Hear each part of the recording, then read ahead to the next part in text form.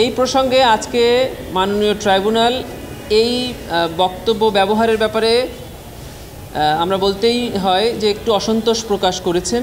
বলেছেন ট্রাইব্যুনাল একটি স্বাধীন সংস্থা, ট্রাইব্যুনালের বিচার ব্যবস্থা এবং ট্রাইব্যুনালের কোনো কার্যক্রম নিয়ে কারো কোনো মন্তব্য ট্রাইব্যুনাল পছন্দ করেন না। অপরাধ ট্রাইব্যুনালে ইনফোর্স ডিসঅ্যাপিয়ারেন্সের মামলার নির্ধারিত তারিখ ছিল। এই মামলায় 11 জন আসামির মধ্যে একজন আসামি জিয়াউল আহসান, উনাকে ট্রাইব্যুনালে আজকে হাজির করা হয়েছিল। আমরা তদন্ত প্রতিবেদন জমা দেওয়ার জন্য 2 মাস সময়ের প্রার্থনা করেছিলাম। মাননীয় ট্রাইব্যুনাল আমাদের আবেদন মঞ্জুর করেছেন। আগামী 20/4/2025 তারিখে তদন্ত প্রতিবেদন জমা দেওয়ার জন্য তারিখ নির্ধারণ করেছেন।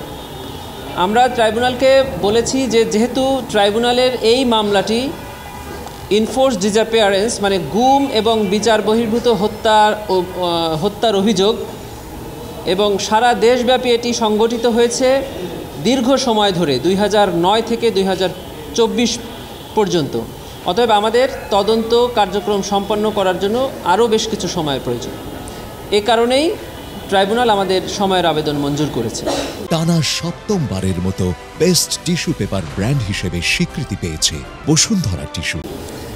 আরেকটি মামলা আজকে ট্রাইব্যুনালে ছিল, যেটি রামপুরায় সংগঠিত মানবতাবিরোধী অপরাধের অভিযোগে। এই মামলায় ইতোমধ্যে 3 জন আসামির বিরুদ্ধে গ্রেফতার পরোয়ানা জারি আছে। তার মধ্যে একজন আসামি চঞ্চল চন্দ্র সরকার, তাকে গ্রেফতার করে ট্রাইব্যুনালে হাজির করা হয়েছে। উক্ত মামলায় আমরা আরও 2 জন পুলিশ কর্মকর্তার বিরুদ্ধে গ্রেফতারি পরোয়ানার আবেদন করেছিলাম, যাদের বিরুদ্ধে এই ঘটনার সাথে সরাসরি সম্পৃক্ততার প্রাথমিক অভিযোগ আমাদের তদন্ত সংস্থা পেয়েছেন। এই আবেদনটিও ট্রাইব্যুনাল মঞ্জুর করে এই 2 জন পুলিশ কর্মকর্তার বিরুদ্ধে গ্রেফতারি পরোয়ানা জারি করেছে। এটি ছিল আজকে আমাদের ট্রাইব্যুনালের কার্যক্রম। 2 জন অক্টোবরের মধ্যে 2-3টা মামলা রায় হবে এখন সম্ভাবনা কি? আইন 3-4টা মামলা রায়ের কথা বলেছিলেন, সম্ভাবনা কথা বলেছেন। আজকে এটি নিয়েই ট্রাইব্যুনালের চেয়ারম্যান একটা অসন্তোষ প্রকাশ করেছেন এবং তিনি কী বলেছেন? জি, এই প্রসঙ্গে আজকে মাননীয় ট্রাইব্যুনাল এই বক্তব্য ব্যবহারের ব্যাপারে আমরা বলতেই হয় যে একটু অসন্তোষ প্রকাশ করেছেন।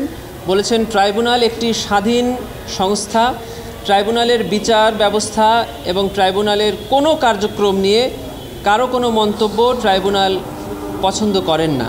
ট্রাইব্যুনালের বিচার হবে স্বাধীন, নিরপেক্ষ এবং স্বচ্ছ। আমাকে ট্রাইব্যুনাল বলেছেন যে যারা যে কর্নার থেকেই এই ধরনের কথা ট্রাইব্যুনাল সম্পর্কে বলছেন তাদেরকে বলে দিতে যে যেন এই ধরনের কোনো কথা ট্রাইব্যুনাল সম্পর্কে ভবিষ্যতে না বলা হয়। যদি এই ধরনের ট্রাইব্যুনালের স্পর্শ করে এই ধরনের কথা ভবিষ্যতে বলা হয়, তাহলে ট্রাইব্যুনাল তার আইনগত ব্যবস্থা গ্রহণ করবে। জি, ট্রাইব্যুনালের তদন্ত প্রতিবেদন এখনো দেয়া হয়নি, সেই প্রেক্ষিতে বলছিলেন তদন্ত প্রতিবেদন আসলে কি কোনো কারণে দেরি হচ্ছে কিনা, সময় মতো আসছে না, আপনারাও কি সন্তুষ্ট আসলে যেভাবে এগোচ্ছে? জি, তদন্ত প্রতিবেদনের ব্যাপারে আমি আগেও বলেছি যে ট্রাইব্যুনালের তদন্ত সংস্থা এবং প্রসিকিউশন টিম দিন-রাত নিরলস কাজ করে যাচ্ছে। তারপরেও আমি মনে করছি যে এখনও এমন সময় পার হয়নি যেটি আপনাদের আশা পার হয়ে যাচ্ছে। খুব শীঘ্রই আমাদের চিফ প্রসিকিউটর মহোদয় বলেছেন যে আপনারা কয়েকটি তদন্ত প্রতিবেদন এই জাতি পেয়ে যাবে।